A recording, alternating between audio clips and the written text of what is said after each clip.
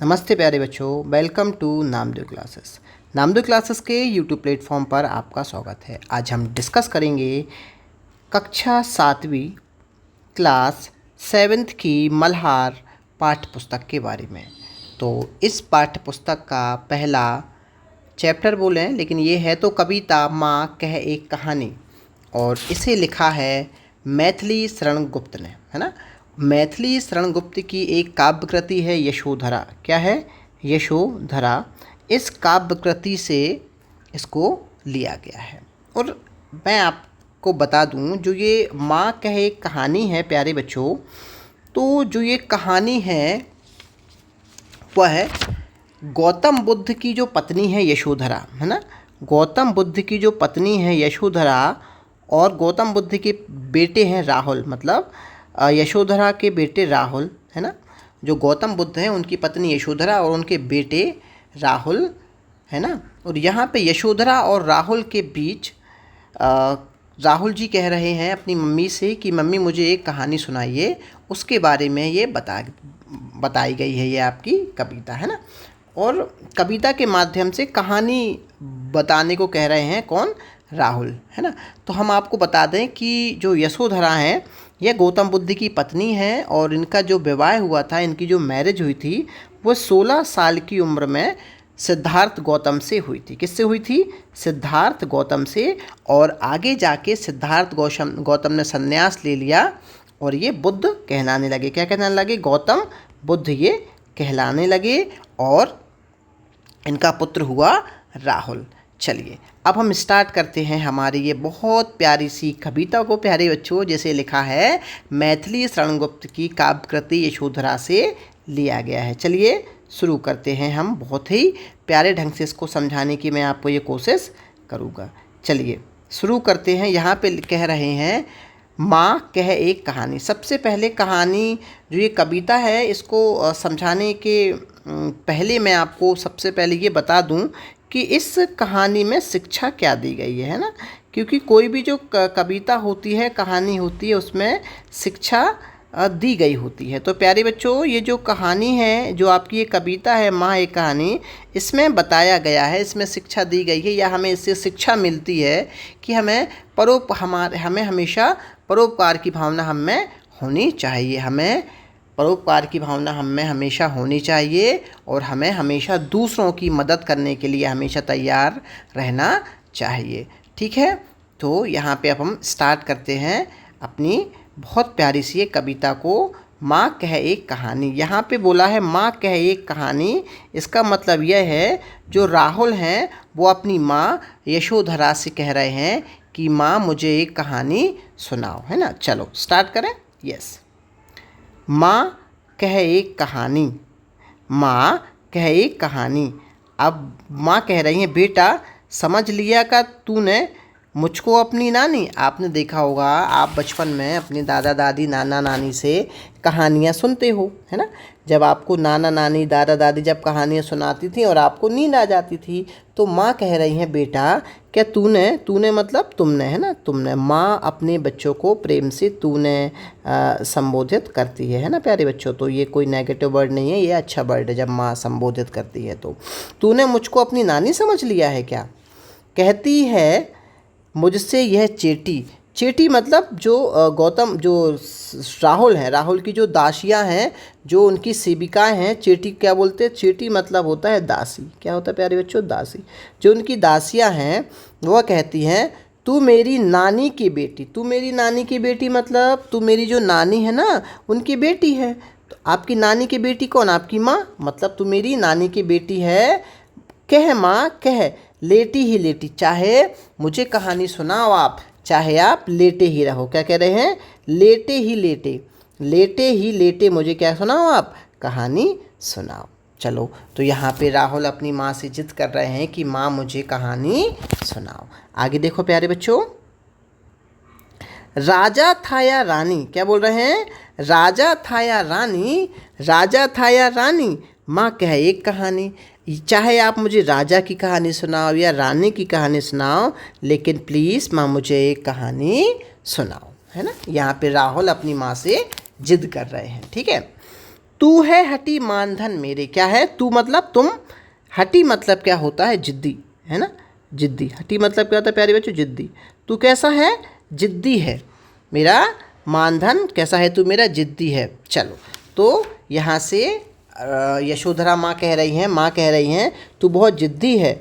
चलो, तो सुनाती हूँ अब तुझे मैं कहानी, सुन। सुन मतलब सुनो।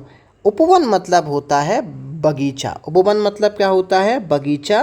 मैं बड़े सवेरे, एक बार की बात है कि बगीचे में बहुत सुबह सुबह तात भ्रमण करते थे तेरे। तात मतलब होता है पिता, है ना। तात मतलब क्या होता है प्यारे बच्चों, पिता। भ्रमण करना मतलब होता है घूमना। एक बार की बात है, सुबह सुबह तेरे पिताजी भ्रमण कर रहे थे। उपवन मतलब बाग बगीचे में वो घूम रहे थे। चलो आगे देखते हैं प्यारे बच्चों। जहाँ जहाँ सुरभि मनमानी, जहाँ सुरभि मनमानी, यहाँ पे क्या बोल रहे हैं, जहाँ सुरभि मनमानी। जहाँ सुरभि, सुरभि मतलब होता है प्यारे बच्चों, ये जो सुरभि मतलब होता है खुशबू, जैसे आप सुगंध बोलते हो। मनमानी मतलब मन को मोह लेने वाली। मनमानी मतलब जहाँ पे सुरभि मतलब जो खुशबू थी, मन को मोह लेने वाली थी, जहाँ पे तुम्हारे पिताजी घूम रहे थे बाग बगीचे में, है ना। तो फिर दूसरी बार क्या बोल रहे हैं, जहाँ सुरभि मनमानी। अच्छा माँ, वहाँ पे सुरभि मनमानी थी, पहले माँ बता देती है, फिर राहुल बोलते अच्छा माँ, माँ दोहराते हाँ माँ सुरभि मनमानी थी, है ना, मतलब खुशबू वहाँ पे मन को मोह लेने वाली खुशबू थी वहाँ पे। हाँ माँ यही कहानी, हाँ माँ मुझे यही कहानी सुननी है। क्या कह रहे हैं, हाँ माँ मुझे यही कहानी सुनना है। बहुत इंटरेस्टिंग इंटरेस्ट लेके राहुल जी कहानी को सुन रहे हैं। चलो आगे देखते हैं प्यारे बच्चों। वर्ण वर्ण के फूल खिले थे। वर्ण वर्ण मतलब होता है तरह तरह के। क्या होता है प्यारे बच्चों, वर्ण वर्ण मतलब तरह तरह के, है ना। तरह तरह के फूल खिले थे, झलमर कल हिम बिंदु झिले थे। मतलब क्या होता है, झिलमिलाना, झिलमिलाहट, है ना, झिलमिला रही थी। ओस की बूंदें कैसी थी। हिम मतलब क्या होता है प्यारे बच्चों, हिम मतलब होता है ओस। वहाँ पे जो ओस की बूंद थी वो कैसी थी, झिलमिला रही थी। हल्के झोंके हिले मिले थे। हल्के मतलब छोटे, हल्के। झोंके मतलब होता है हवा के। झोंके मतलब हवा के, झोंके मतलब हवा जब चल रही थी ना, तो वो कैसे झिलमिला रहे थे ओस के जो कण थे, है ना प्यारे बच्चों। आगे देखते हैं। आगे देखो बच्चों, लहराता था पानी। क्या बोल रहे हैं, लहराता था पानी। मतलब जब हवा के झोंके चल रहे थे ना, जब हवा के झोंके चल रहे थे बच्चों, तो पानी कैसा था, लहरा रहा था। फिर लहरा रहा था पानी। फिर पूछते हैं राहुल जी कि माँ पानी लहरा रहा था। हाँ हाँ यही कहानी।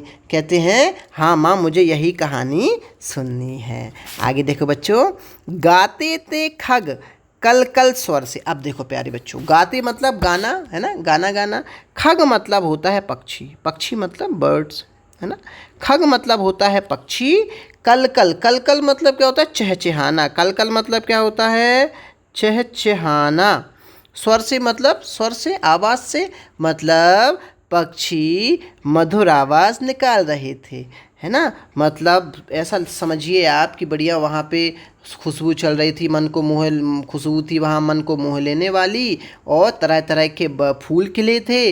और ओस की बूंदें जब पानी हवा की जब हवा आती थी तो कैसी झिलमिला रही थी, और पानी कैसा था, लहरा रहा था। और पक्षी कैसे थे, अपनी कल कल स्वर में पक्षी अपने गा रहे थे, अच्छी आवाज़ में वो चहचहा रहे थे, मधुर आवाज़ कर रहे थे। चलो, सहसा, सहसा मतलब होता है सडनली, अचानक। ओ यहाँ पे देख लो, तो अब राहुल कैसे होगा, ओ अचानक एक हंस ऊपर से गिरा। सहसा एक हंस ऊपर से गिरा, बुद्ध होकर खर सर से। अब देखो प्यारे बच्चों, यहाँ पे क्या होता है, यहाँ पे अब देखो, अब थोड़ा सा जब कहानी सुनाते हैं ना, तो कहानी में थोड़ा सा जब सुनाते सुनाते तो कैसा आता है, कैसा लगता है, तो वैसा मूवमेंट आ गया। अचानक एक हंस ऊपर से आके गिरा, बुद्ध होकर खरसर से। बुद्ध होकर, बिद्ध होकर, बिद्ध लिखा प्यारे बच्चों। बिद्ध मतलब होता है घायल होना। कैसा होया, घायल होकर, मतलब अचानक से ऊपर से एक पक्षी आकर के गिरा, है ना। कौन आकर गिरा, हंस आकर के गिरा और विद्ध होकर खर सर से मतलब बाण से, मतलब उसको किसी ने बाण मारा और वो पक्षी ऊपर से आके नीचे गिरा। चलो अब आगे देखो थोड़ा। अब जो राहुल जो कहानी माँ सुना रही, तो राहुल थोड़ी से सेंसिटिव हो गए हैं, बहुत अच्छे से कहानी को सुन रहे हैं। आगे देखो बच्चों, चलिए आगे देखते हैं। हुई पक्ष की हानि, हुई पक्ष की हानि, माने बोल पहले माने बोला हुई पक्ष की, पक्ष मतलब पक्षी या पंख, कुछ भी समझ लो आप, पंख समझ सकते हो या पक्षी समझ सकते हो।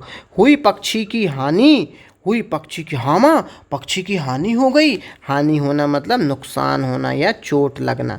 पक्षी को क्या हो गया, चोट लग गई। करुणा भरी कहानी, कहानी कैसी है ये, करुणा भरी, दया से भरी। कैसी कहानी है ये, दया से भरी। करुणा मतलब होता है दया, दया से भरी कहानी। अब देखो जो राहुल कहानी सुन रहे हैं, बालक जो कहानी सुन रहा है, अब उसको थोड़ा मन में दया की भावना आ रही है ना, दया की भावना आ रही है। आगे देखो, चौंक उन्होंने उसे उठाया। चौंक मतलब क्या होता है, चकित होकर। जब उन्होंने देखा, उनके पिता ने देखा, बालक के पिता ने, तो उसे कैसे उठाया, चकित होकर उठाया। उस चकित होकर, चौंक मतलब क्या होता है, चकित होकर, चकित होकर मतलब चकित हो गए, अमेज्ड हो गए। उन्होंने उसे उठाया, नया जन्म सा उसने पाया, इतने में आखिटक आया। मतलब जब उनने उस हंस को उठाया ना, तो उस हंस में ऐसा लगा जैसे उसमें नया जन्म सा आ गया हो। मतलब उनने जब उसे उठाया और घाव को वो सहलाने लगे, जो घाव लगा था ना उस पर मरहम पट्टी करने लगे, तो नया जन्म सा उसने पाया। किसने, हंस ने, है ना। जो हंस गिरा था ना, उसने क्या किया, नया जन्म सा उसने पाया, उसे ऐसा लगा, इतने में आखिटक आया।